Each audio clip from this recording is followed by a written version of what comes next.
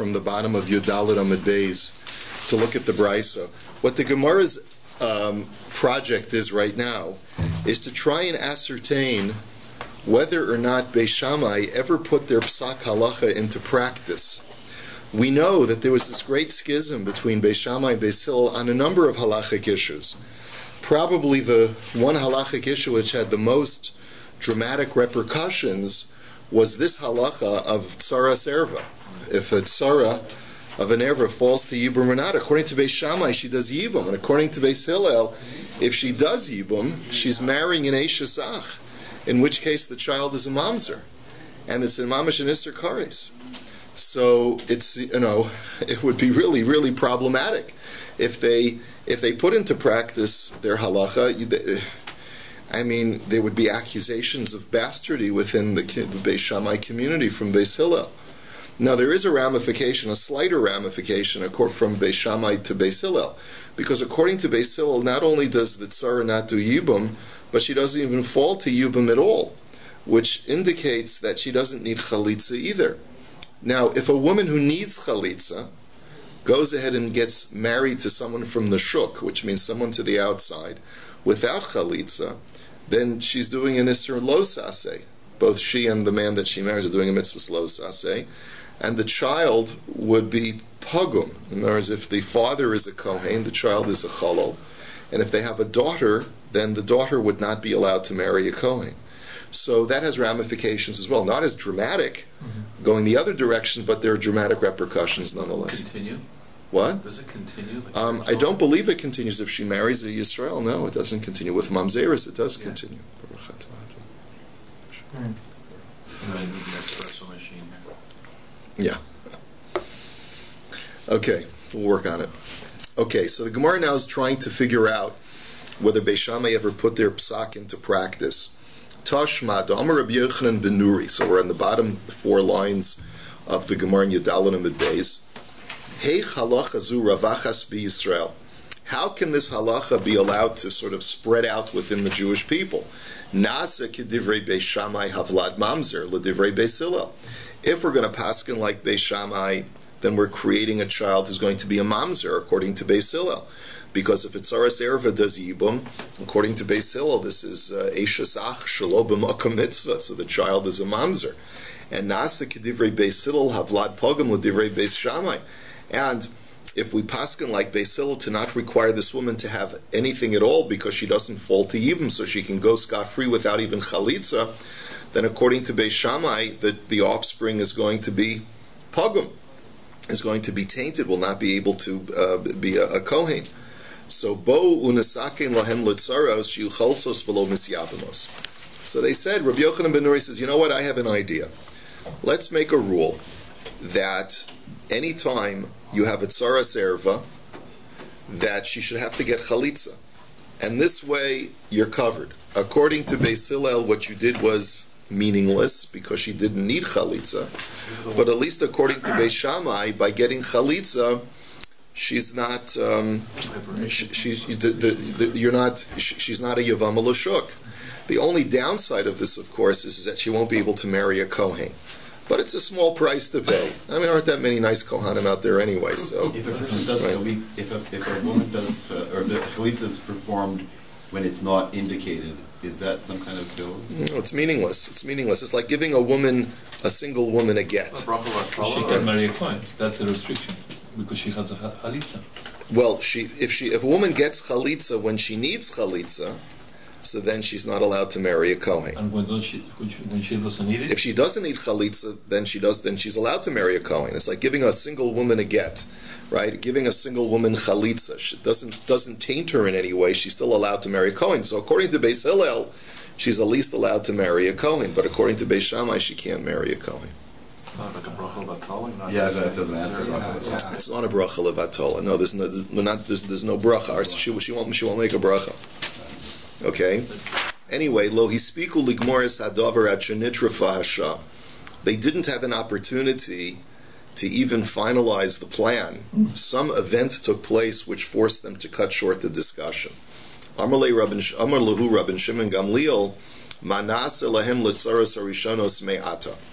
And Rav Shimon Gamliel also furthered the argument. Some Girsos actually put this line of Rav Shimon Gamliel before this statement of they ran out of time. But the point is that he was arguing, he put forward an argument that if we do require all of these women to get chalitza, then you've rectified from now on. But you've also done something negative, because now you're casting aspersions on all of the women who did not get chalitza and went ahead and did yibum instead, according to Beis Shammai, because you haven't rectified their problem of bastardy. So the Gemara says, "Iyamart bishlama asu hainu dekamar manasa." If you tell me that Beis Shammai actually put their psak into practice, so then Reb Shimon Gamliel's argument makes sense, that you haven't rectified past marriages.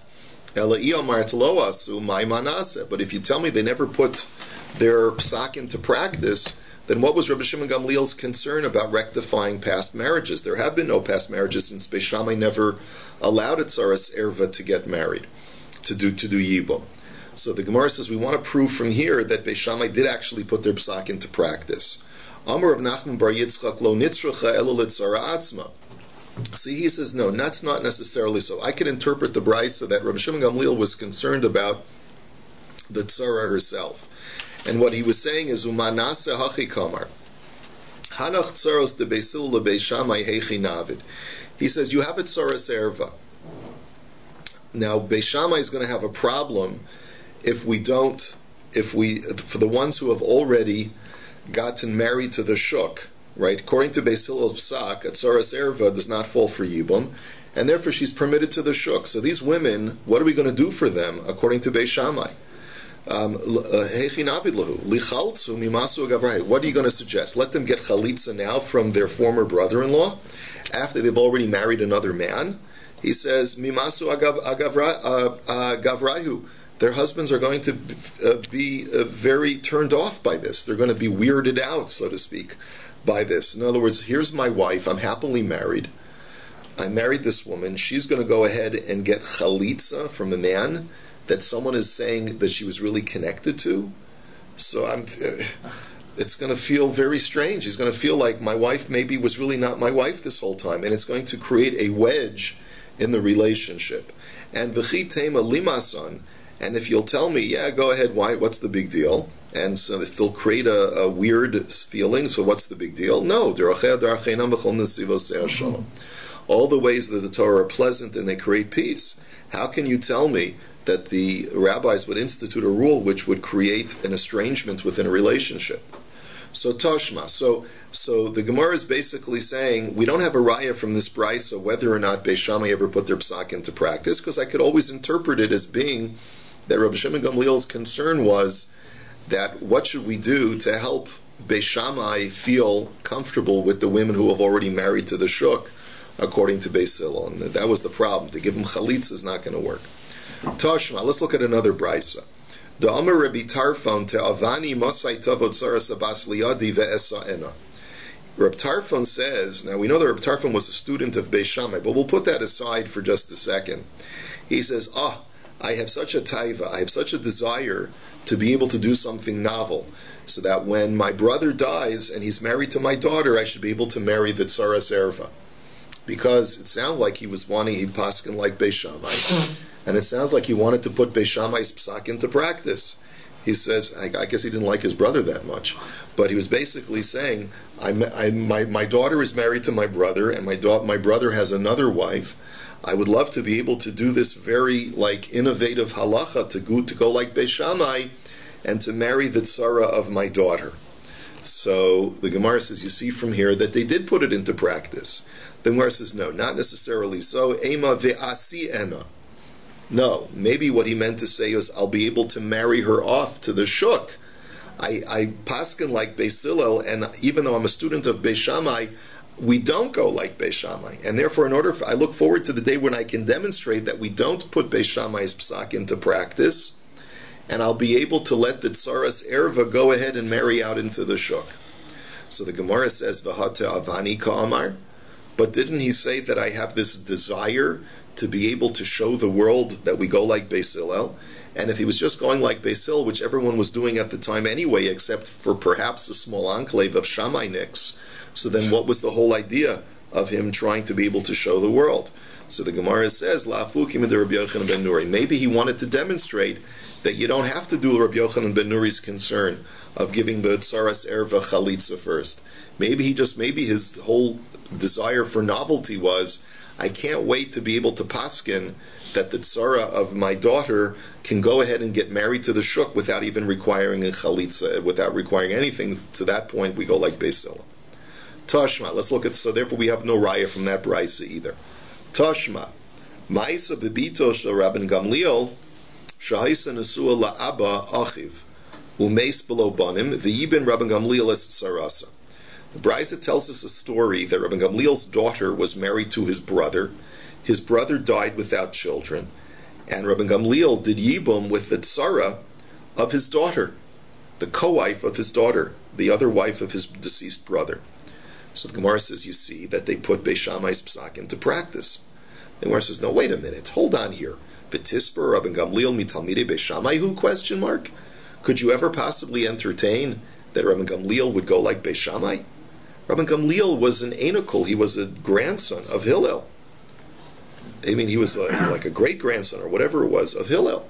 How could you even entertain that he would paskin like Beis Shammai, even if Beis Shammai did put their psak into practice? Rabban Gamliel would never subscribe to that. So there must be something deeper to this story.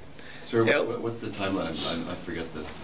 Well, it's not clear which Rabban Gamliel we're discussing. Were there three? Four? There were either 3 or 4. I don't remember. I think there were 3. But one Rabban Gamliel was Hillel's son. One was his great-grandson. And one was his great-great-great-grandson. And so where is Hillel and Shammai? Hillel and Shammai lived during the Second Temple era. About 40? Within 100 years before the destruction of the temple. 40. So Ella shiny bito Rabban Gamliel da island is Havai. So the Gemara says this has got nothing to do with paskening like Beis Shammai, but rather the story was that Rabban Gamliel's daughter was an islandess, and if you recall, the very first mission Yevamos said that if the erva is discovered to be an islandess, then the tzara does fall for Yibum, the tzara of the erva, because she's not considered an islandess does not fall for Yibum. Okay, and therefore she doesn't exempt her tzara from Yibum. So that's what was going on. Rabbi Gamliel says, I know my daughter is an islandess. I would love to be able to do Yibum with her tzara, to be able to put that halacha, that very unique halacha, into practice. But wait a minute, you can't say that, because Hamidikatani Seifa, Cher Marmin Bito Rabbi Gamliel, islandess Isa, Mechaladanatana Kamasar Velav, islandess Isa. But look at the Seifa of that brisa. The brisa says that according to others, according to Acherim, she was an islandess, which implies that according to the Tanakama, she wasn't an islandess. How can you tell me that that's what's going on in the Reisha? The Gemara answers, Hikabar velo hikar ba ikar benayhu. The Gemara says, really, both the first opinion and the second opinion of the Brisa hold that she was an islandess. The machlokes between the Reisha and the Seifa is whether or not, if the husband realizes that she's an islandess, does that allow her to fall for Yibum? In other words, it's not clear what the issue of a woman being an islandess not falling for Yibum is based upon. Is it based upon that they're not legally married because the husband was not aware that she was an islandess and therefore it's a mekach tos, and therefore it's an erroneous marriage, and that's why the islandess does not fall for Yibum? That's what the Tanakama holds, and therefore Rabban Gamliel was arguing, I would love to be able to marry the tzara of my daughter, because it was only afterwards that she was discovered to be an islandess, after my brother passed away. In which case, my brother was never married for her.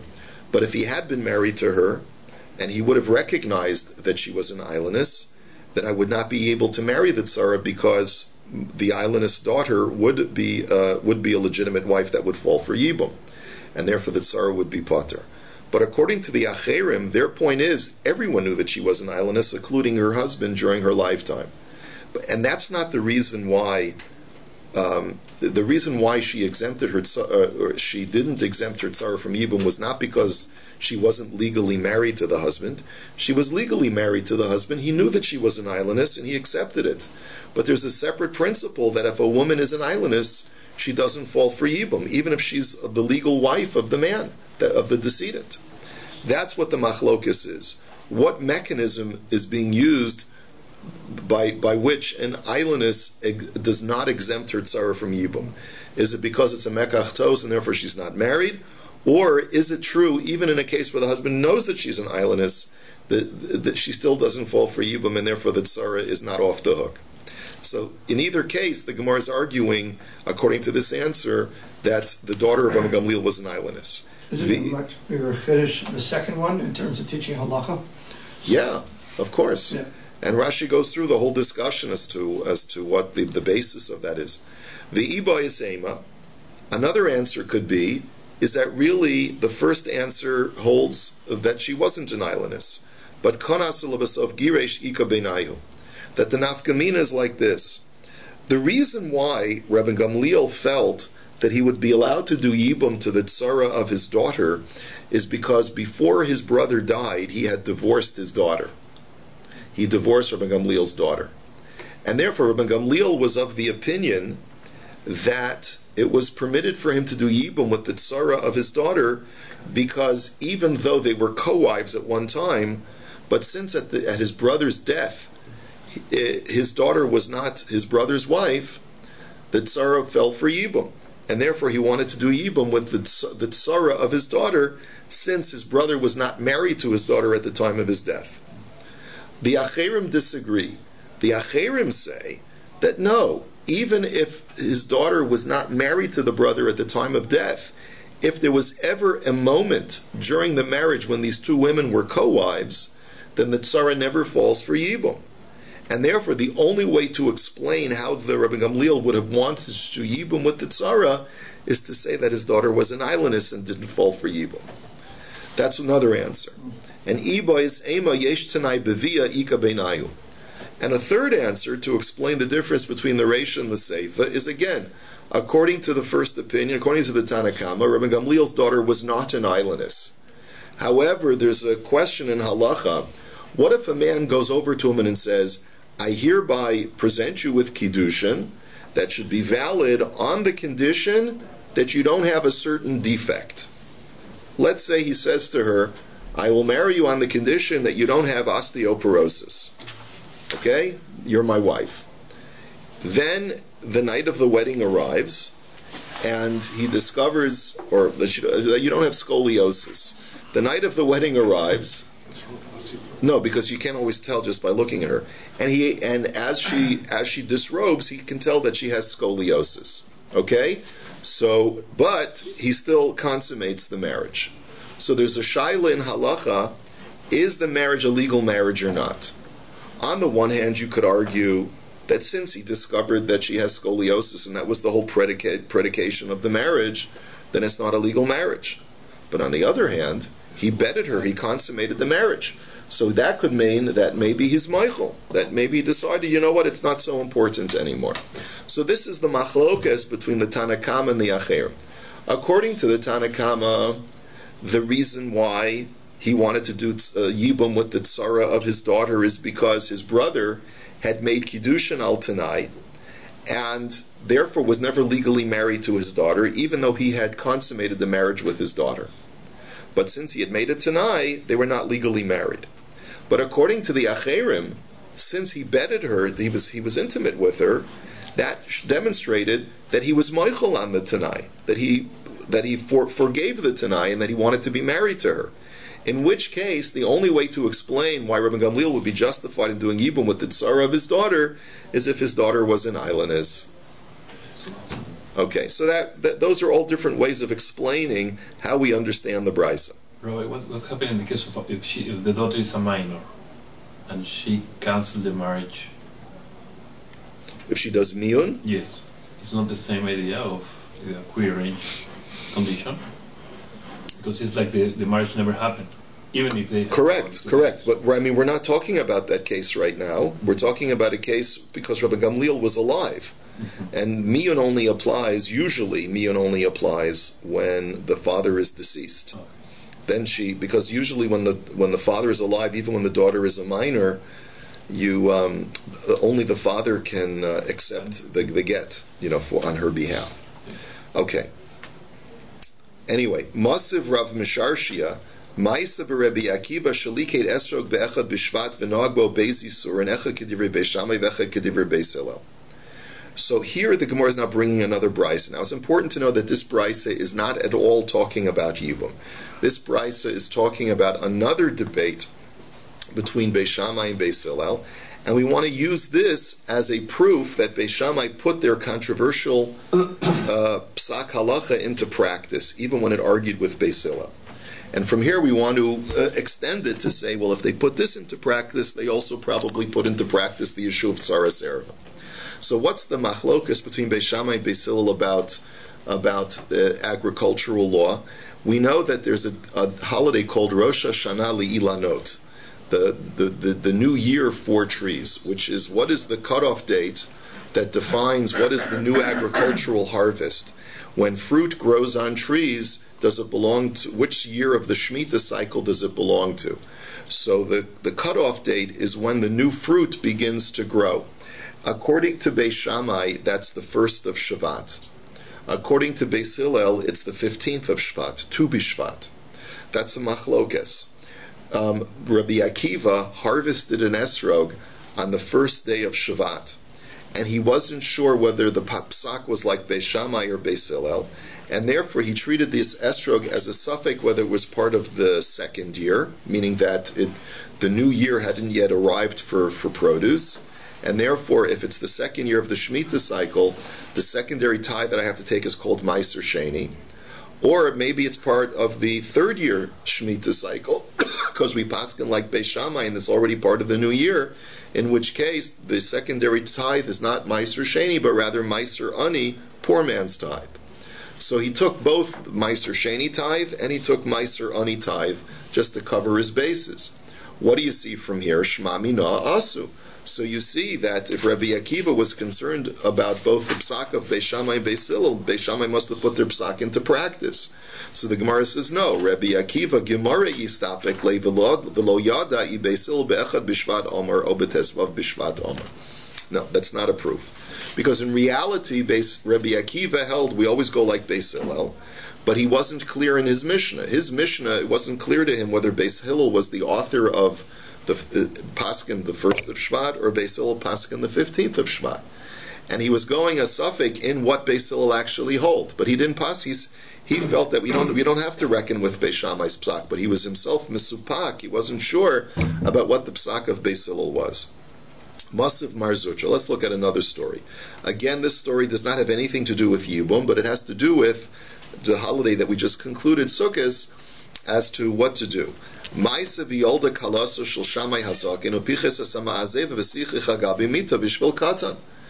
the Mishnah tells us a story that there's a machlokus between Shammai and Hillel as to what age a child must be to be obligated in the mitzvah of sukkah. According to Hillel, you're not obligated in the mitzvah of sukkah for a child until the child no longer needs his mother. But if the child needs his mother, the child can sleep in the house. But according to Beis Shammai, even when the child is an infant, he needs to live in a sukkah. And the mom will come out to take care of the child when the baby's crying. And the Mishnah illustrates that story by telling us that once a Shammai had his grandson, his infant grandson, staying over the house for Sukkot, and the daughter-in-law put the baby in a crib in one of the rooms, and he drilled a hole in the ceiling in order to be able to have a kosher sukkah over the baby's crib. So what do you see from here? Shmami na asu. So now if you're from Toronto, you would say, how could a grandfather be so cruel as to expose his child to the elements? Well, you'll see in just a second. Hasam haroa omer la'afushe avir ka'avid. He says, no, that's not unusual, because it's not problematic for Beis Shammai to put their psak into practice if it's not blatantly anti-Beis Hillel. Here it's not blatantly anti-Beis Hillel, because if a person sees Shammai drilling a hole in his ceiling, he's saying, oh, he probably wants the child to get a nice breeze from the outside. Not because it's Sukkos, but because the child needs ventilation. So you're going to say to yourself, what do you need ventilation in Toronto? It's freezing outside. But he lived in the Middle East, just like in California, where it's nice and warm at Sukkos time. So therefore, the ventilation is not something that's blatantly for the purpose of the mitzvah of Sukkah, which would be anti-Beis Hillel. Right, but rather this is just so anything that's not blatantly psak that is pro Shammai, anti Hillel, is not something that you have to be worried about. And the Gemara says that's what it was like over here. Can we see the same thing by the last case, Rabbi Akiva, that he had a chashash for the shita of Beis Shammai, and he wanted to be yotzi bo shitos? Yes, you could, but if you're going to go like Beis Shammai, you're blatantly anti Hillel. Because But I'm saying in a case where it's not so obvious, like with the Esrog, right? You know? But it is obvious there. You're taking two Meisers. You're taking Meiser Sheni and Meiser Ani. There it's obvious. Is it to have a chashash for Beis Shammai? It is a Midas Chasidus, but we're trying to illustrate that did Beis Shammai put their psak into practice or not? So the answer is, we want to prove from there that they put their psak into practice. Otherwise, it wouldn't be even a Midas Chasidus to go like Beis Shammai. Right. Here the Gemara says, it's not a problem to put Beis Shammai's psak into practice because it's not blatantly taking a stand like Beis Shammai. So that's a different case. Masav Mar Zutra. Ma'isa, but let's look at another case. Again, not having to do with Yibum, but having to do with a famous machlokus between Beis Shammai and Beis Hillel about the laws of mikvah. Ma'isa b'shokas yehu shahoisa b'Yerushalayim v'hoisa nekuva l'mikvah v'chol taharo shay b'Yerushalayim nasim al gaba. There was once a little pool in an indentation in a cleft in a stone that was connected to a kosher mikvah. But the water that was in the stone was not a kosher mikvah unto itself, but it was connected to a larger body of water which constituted a kosher mikvah. V'sholchu Beis Shammai v'hirchivuha sheBeis Shammai omer ma'shetipoches beruba. And Beis Shammai sent a delegation to do a little construction.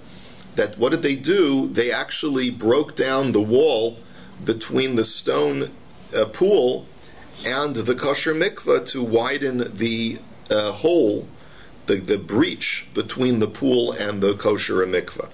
Now, why did they do that? Apparently, it's because there's a machlokus between Beis Shammai and Beis Hillel as far as how much the connection has to be between the non-kosher mikvah and the mikvah in order for the non-kosher mikvah to be kosher for tevilah. Utnan erev mikvos kishfoferes hanod ba'ovia uvechalala kishtei etzbos chazrus l'mekoman. Because we know that according to Beis Hillel, which is what the Mishnah paskins like in mikvos, that the hole only has to be the size of the mouth of a flask, which is 2 fingers breadths, as long as they can loosely go all around the circumference, make a revolution completely, so that it's a full circle. So you see that according to Beis Hillel, this was not necessary. Beis Shammai made the whole side of the pool that was abutting the kosher mikveh, they breached the whole area, because they hold that it's not enough to have just the shvoferes hanod hole. So you see Beis Shammai put their psak into practice. So the Gemara says, Shma mina asu. So there too the Gemara says, no. Hasam haroa omer lafu shemayu hu deka'avit. There too, it's not blatant that they're going pro Shammai and anti Hillel, because there it could be that an observer could say, "Oh, they only did it so that there could be more water rushing into this stone cleft, so that there could be more water for people to toivel." So it's not clear, it's not blatant that they're going anti Hillel. This whole argument about perhaps by showing that maybe Beis Shammai did put their things into practice, you still can't prove that because they did these things that particular one, which has such ramifications. That's a valid point. I agree that that's a valid point. The Gemara, if we were to continue this line of argumentation, might be able to put that forward. But the Gemara is going to go to another area, another line of argument. Tashma. The Amar Rabbi Lazar Bar Tzadok Keshayisi Lo Meitorah Eitzel Rabbi Yochanan Achurni Ra'isi Shahaya Ochel Pas Chareva B'Melach B'Shnei Batzores. Listen to the next story in the Brisa. Rabbi Lazar Bar Tzadok says that when I was studying Torah by my Rabbi Yochanan Achurni, I noticed that it was during a year of famine and he was completely destitute and he was eating black bread and salt. That was his whole meal. Basi v'hodati es Abba. So I told my father, Amar li holech lo zesim v'holachti lo. My father said, here, take this container of olives to him, so at least he'll have something to eat the bread with. He'll have some more nutrition. So Rabbi Yochanan HaChorni sees the olives. He sees that there's moisture, that they're moist. He says, I'm sorry, I can't accept these because I'm concerned that maybe an Am Haaretz touched the outside of the container and rendered these olives tameh. Because we know that in order for produce to become subject to tumah, they have to become in contact with fluid. These olives were moist, and therefore I'm concerned that maybe they came in contact with tumah. Basi v'hodati es Abba. I told my father that he wouldn't accept them. So Amar li lech ve'emor lo chabis nuku v'ha'isa ela shistamu hashmarim. So my father said, go back and tell Rabbi Yochanan, don't be concerned. The olives did not become tameh because I actually drilled a hole to allow the fluid in the barrel to drain. But what must have happened is some of the dregs of the olives stuffed up the hole, and that's why there was moisture left on. However, because I demonstrated that I did not want the fluid to stay in contact with the olives, that fluid itself could not act as a primer for tumah. Because the only time that fluid can prime something to be makabel tumah is if you want the fluid to be in contact. But if you do something demonstrative to show that you don't want the fluid to come in contact with the fruit, then the fruit cannot become tameh as a result. So utanan. So here's the Mishnah now. Chavish al zeisa migul galim. If you have a barrel of olives that are putting a lot of weight on each other, that are pressing down on each other, Beishamai omrim ein sricha lenekev. Beishamai say you don't even need to drill a hole. Why? Why does Beis Shammai say you don't need to drill a hole? Because Beis Shammai say that whatever fluid issues from the olives that's not oil, but rather just sort of like the initial juice that comes out of the olive, is not considered to be oil. It's just considered to be fruit juice. And you need to have one of the 7 fluids to prime something to be makabel tumah. And fruit juice is not one of those 7 fluids. Oil is, but not fruit juice. Beis Shammai therefore say, even if the olives are swimming in the olive juice, they don't become primed for tumah because it's not a fluid that can prime something for tumah. Therefore, you don't need to drill a hole. However, Beis Hillel omrim tzricha lenekev. But Beis Hillel say no. We hold that the olive juice is just as potent as the olive oil to prime olives to be makabel tumah. And therefore, we Beis Hillel hold that you have to drill a hole. Umodim shim nikva v'satmuha shemarim shehi tahora. And Beis Hillel agree that if you drilled a hole, but for whatever reason the hole got clogged by the olive dregs, then the juice does not prime the olives for tumah, because since you've done something demonstrative to show that you don't want the fluid does not act as a primer. So the Gemara says, "Va'afal pishul Talmud Shammai hoya kol ma'asav lo asa ela kedivrei Beis Hillel."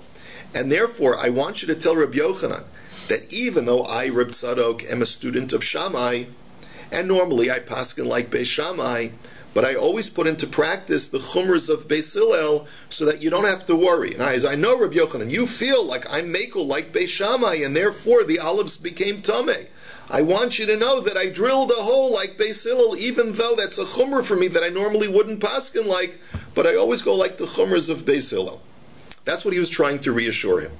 So the Gemara now says, I amart bishlama asu hainu rabuse.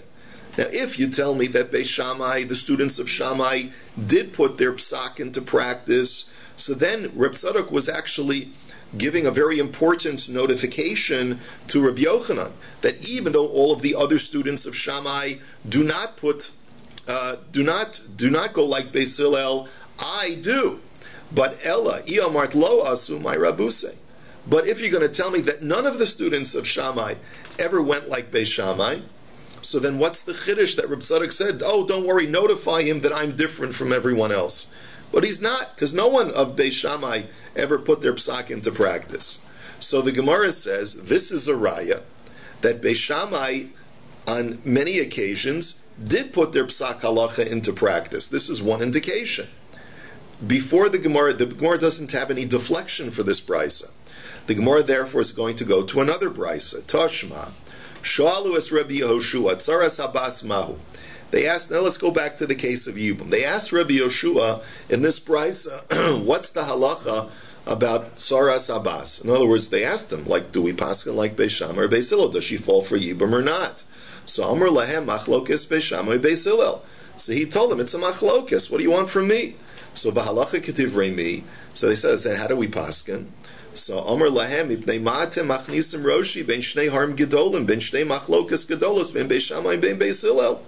He says, what are you hacking me? Why are you forcing my hand? Why are you putting me in this difficult situation to put my head between the two great mountains of Beis Shammai and Beis Hillel in this great machlokes? Misyarei ani shema yarutzu gulgalti. I'm worried they're going to crush my skull. No matter who I side with, the other side's going to get me.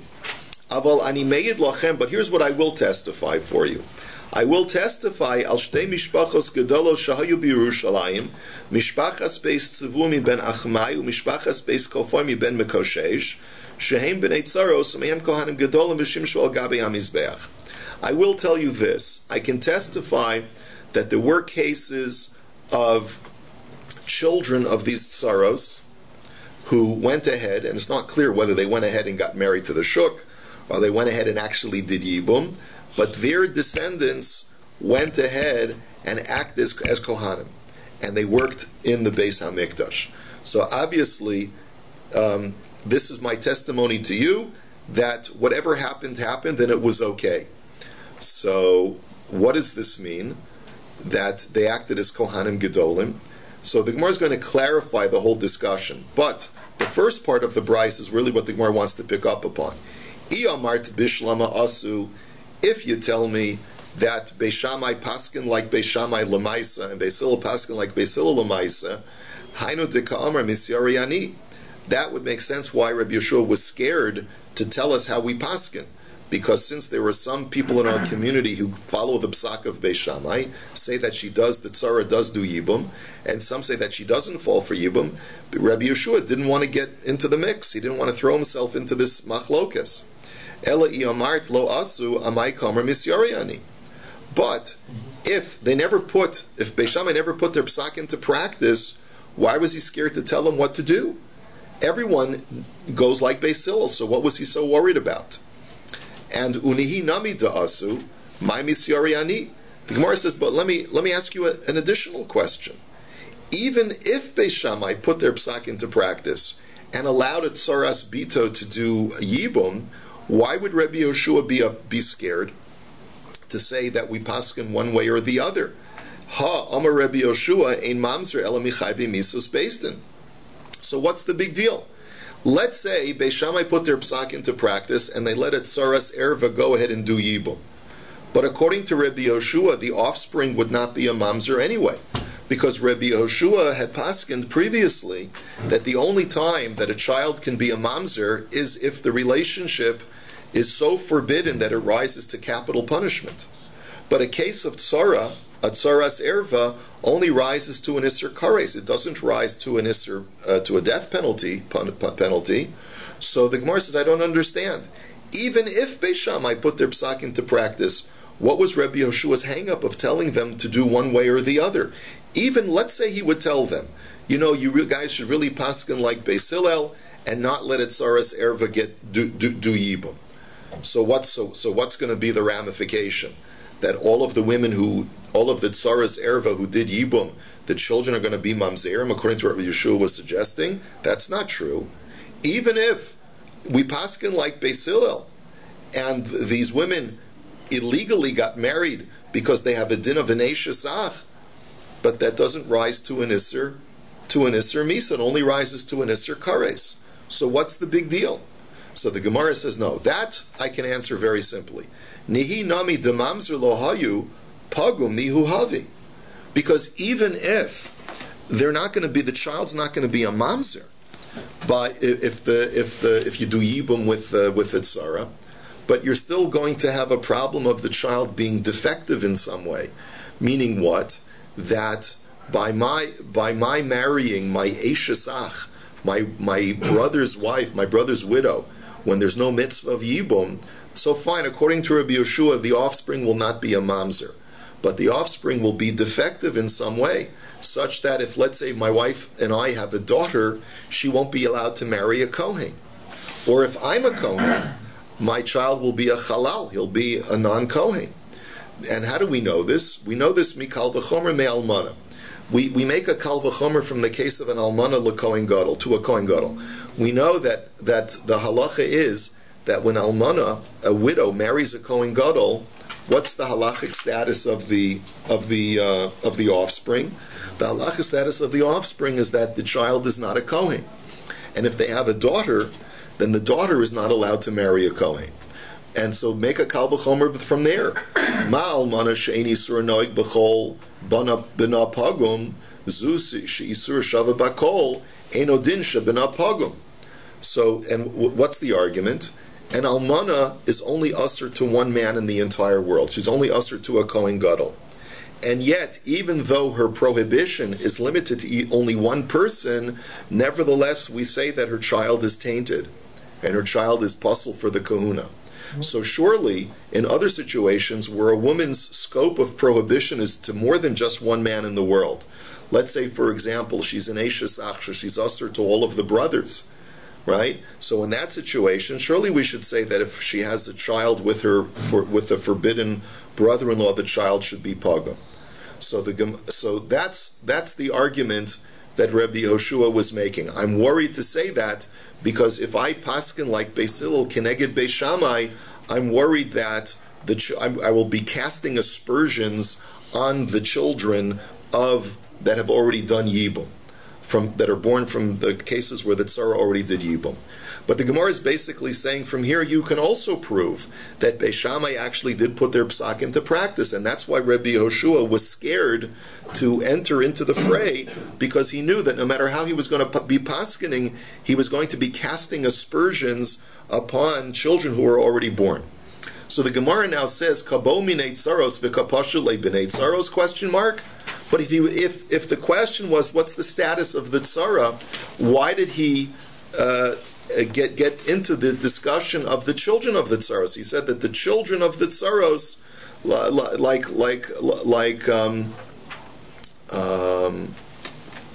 one second.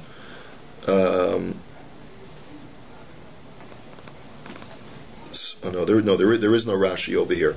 But the Gemara's question is, why is it that he at least addressed the case of the children of the tzaros? In other words, if you're telling me that Rabbi Yehoshua did not want to cast aspersions on the children, but they were asking him on the status of the tzara herself, so the Gemara answers, Tarti kaba'u minei. Really, they were asking him two questions. Tzaros mai.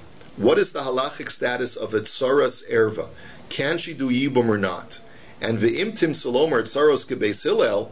And if you're going to tell me that we paskin like Beis Hillel that a tzaras erva does not fall for yibum, then b'nei tzaros the Beis Hillel lebeis Shammai mahu. Then our question is, okay, so for all of those tzaros where we paskin like Beis Hillel and we say she doesn't fall for yibum and she's a yevama that goes and marries out to the shuk, according to Beis Shammai, what is the status of their offspring? Is their offspring now going to be pagum or not? Meaning that, according to Beis Shammai, this woman needs to get either yibum or chalitza from the brother-in-law. So the question now is, what is this woman's status going to be if she didn't get yibum or chalitza from the brother-in-law? According to Beis Shammai, does this child have the status of being pagum for the kahuna? That's really what the question that was being asked of Rabbi Yehoshua. Lamai nafkamina, who cares? I mean, if after all we paskin like Beis Hillel, then what do we have to worry about Beis Shammai's attitude towards this child if everyone now is going like Beis Hillel? The answer is Lamifshat Vlad Machzir Grushasa LeBeis Hillel. The answer is because whatever you paskin Rabbi Yehoshua in a case according to Beis Shammai will have applications to Beis Hillel in a comparable case where, according to Beis Hillel, a person marries a woman who is an Isser Lav. So, for example, a man divorces his wife, she goes ahead and remarries another man, and then her second husband dies or divorces her, and then she goes back to her first husband. We know that that's a prohibited marriage. So what if he violates the law and he marries her, and then they have a child? So, and they have a daughter, let's say. Is that child puzzled to marry a Kohen or not? Is that daughter puzzled to marry a Kohen or not? Mi kamrin and kal v'chomer u'mal mana lekohen gadol she'en yisur shava b'kol pagum zusha yisur shava b'kol en edin shebena pagum.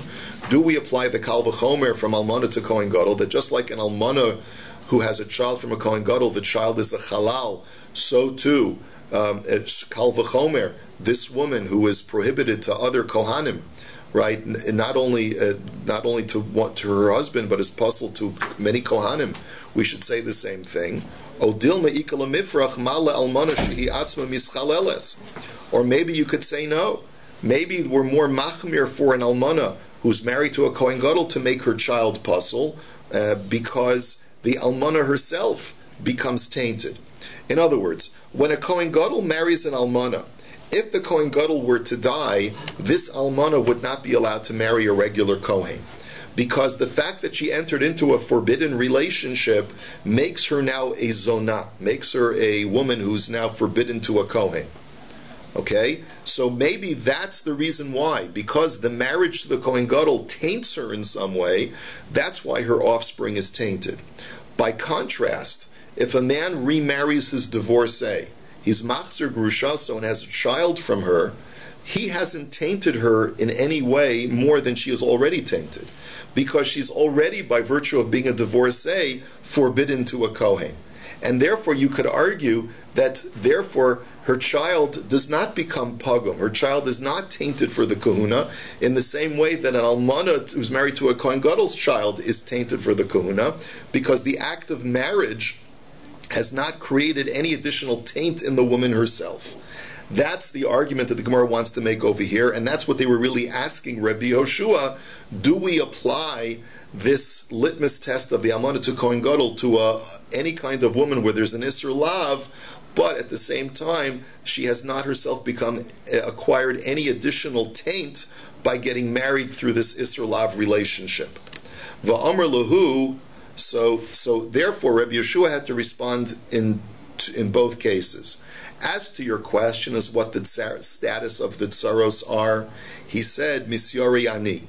I'm worried about answering your question, because if I tell you that we paskin like Beis Hillel, and the tsaros do not fall for yibum, then I'm going to be casting aspersions on all of the women who previously did yibum, from the Beis Shammai family, and I'm going to be casting aspersions on their children as well, that they are in some way pogum, that they are some way tainted, because they are bnei chayve krisus, because they are now the offspring of children of a relationship where there's a chi of kares.